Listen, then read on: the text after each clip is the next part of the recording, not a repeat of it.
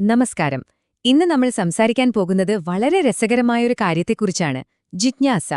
എന്താണ് ഈ ജിജ്ഞാസ? ഈ ഒരു വാക്ക് നമ്മൾ പലപ്പോഴും കേട്ടിട്ടുണ്ടാവും, അല്ലേ? അപ്പോ ഇതിനെക്കുറിച്ച് കൂടുതൽ മനസ്സിലാക്കാൻ നമ്മളെ സഹായിക്കുന്നത് ശ്രീ ഡി.ആർ. നായരുടെ ടീക.കോമിലെ ഒരു ലേഖനമാണ്. നമുക്കൊരുമിച്ച് ആ ജിജ്ഞാസയുടെ ലോകത്തേക്കൊന്ന് പോയി നോക്കിയാലോ? ജിജ്ഞാസ പൂച്ചയെ കൊല്ലും. ഈ ഒരു ചൊല്ല് കേൾക്കാത്തവരായിട്ട് ആരും ഉണ്ടാവില്ല, അല്ലേ? പലപ്പോഴും ജിജ്ഞാസയെ ഒരു നെഗറ്റീവ് കാര്യമായിട്ടാണ് ഈ ഒരു പ്രയോഗം കാണിക്കുന്നത്. പക്ഷേ നമുക്കതൊന്ന് മാറ്റി ചിന്തിച്ചു നോക്കാം.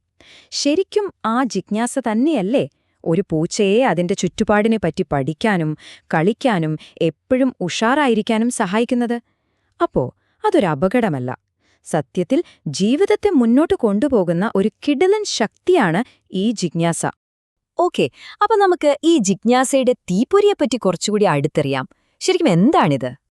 ഇതെന്ന് വെച്ചാൽ നമ്മൾ കഷ്ടപ്പെട്ട് പഠിച്ചെടുക്കേണ്ട ഒന്നല്ല, അല്ലേ?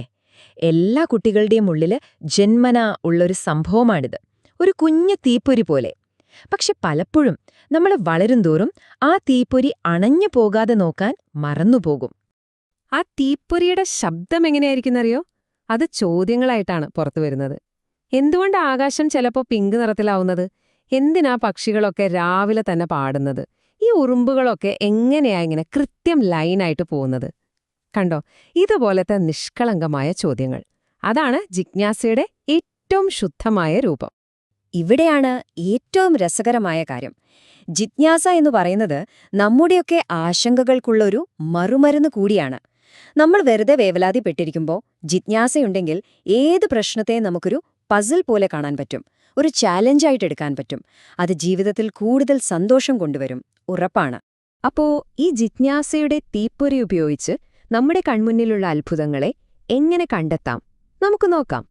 നിങ്ങൾ എപ്പോഴെങ്കിലും ചിന്തിച്ചിട്ടുണ്ടോ, എന്തിനാണ് ഈ ബിസ്ക്കറ്റിലൊക്കെ കുറേ കുഞ്ഞു കുഞ്ഞു തുളകൾ കാണുന്നത്? വളരെ സിമ്പിളായിട്ടുള്ളൊരു ചോദ്യം, അല്ലേ? അതിന്റെ കാരണം ഇതാണ്. ബേക്ക് ചെയ്യുമ്പോൾ അതിനകത്തുള്ള നീരാവിക്ക് പുറത്തു പോകാനാണ് ആ ഹോളുകൾ. അപ്പൊ ബിസ്ക്കറ്റ് നല്ല ക്രിസ്പിയായിരിക്കും, പരന്നിരിക്കും. കണ്ടില്ലേ? ഒരു ചെറിയ ചോദ്യം, പക്ഷെ പുതിയൊരു അറിവ് കിട്ടി. ഇതുപോലെ എത്രയെത്ര അത്ഭുതങ്ങളാണ് നമ്മുടെ ചുറ്റിലും. ഇനി വേറൊരു കാര്യം. മഴ പെയ്തു കഴിയുമ്പോൾ ഒരു പ്രത്യേക മണമില്ലേ? മണ്ണിന്റെ ഒരു ഫ്രഷ് മണം. ആഹാ, എന്താ അത്? എവിടുന്നാ മണം വരുന്നത്? ചിന്തിച്ചിട്ടുണ്ടോ? അതിനൊരു പേരുണ്ട്, പെട്രിക്കോർ. ഉണങ്ങിയ മണ്ണിലേക്ക് മഴത്തുള്ളികൾ വീഴുമ്പോൾ അവിടുത്തെ ബാക്ടീരിയ പുറത്തുവിടുന്ന ഒരു ഗന്ധമാണത്. പ്രകൃതി ഒഴിപ്പിച്ചുവെച്ച ഒരു ചെറിയ രഹസ്യം. കണ്ടോ, ഒരു കുഞ്ഞു ചോദ്യം നമ്മളെ പെട്രിക്കോർ എന്ന പുതിയൊരു വാക്കിലേക്കും അറിവിലേക്കും എത്തിച്ചു. ഇതാണ് ജിജ്ഞാസയുടെ പവർ.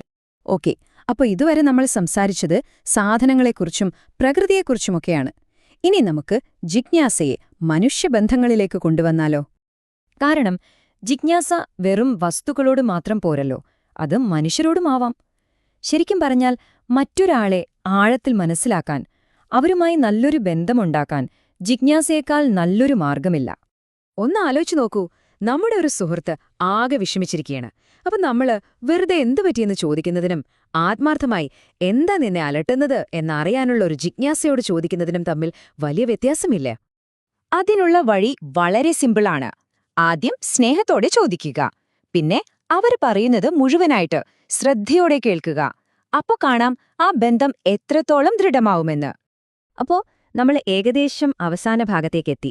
ഈ ചോദിക്കുന്നതിലൂടെ, ഈ ജിജ്ഞാസയിലൂടെ ജീവിക്കുന്നതിലൂടെ നമുക്കെന്താണ് കിട്ടുന്നത്? എന്താണ് അതിലൊരു ആനന്ദം?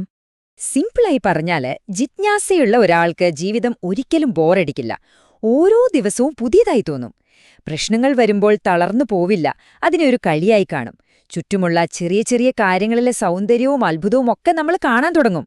ഇതിനെപ്പറ്റി ആൽബർട്ട് ഐൻസ്റ്റീൻ പറഞ്ഞൊരു കാര്യമുണ്ട്, ആ വിശുദ്ധമായ ജിജ്ഞാസ ഒരിക്കലും നഷ്ടപ്പെടുത്തരുത് എന്ന്.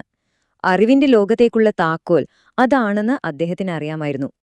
അതെ, ജിജ്ഞാസ നമ്മുടെ ഹൃദയം നിറയ്ക്കും. അത് നമ്മുടെ ജീവിതത്തെ അനുഭവങ്ങൾ കൊണ്ടും അറിവ് കൊണ്ടും കൂടുതൽ കൂടുതൽ സമ്പന്നമാക്കും. അപ്പോൾ ഈ ഒരു ചോദ്യം ഞാൻ നിങ്ങൾക്ക് വിട്ടുതരികയാണ്. ഇന്ന് നിങ്ങൾ എന്തിനെക്കുറിച്ചാണ് എന്തുകൊണ്ട് എന്ന് ചോദിക്കാൻ പോകുന്നത്? ഒന്ന് ശ്രമിച്ചു നോക്കൂ. കാരണം ആ ഒരു ചോദ്യത്തിന് പിന്നാലെ പോകുമ്പോൾ നിങ്ങൾക്കായി ഈ ലോകം ഒളിപ്പിച്ചുവെച്ച് ഒരുപാട് അത്ഭുതങ്ങൾ കാണാൻ പറ്റും.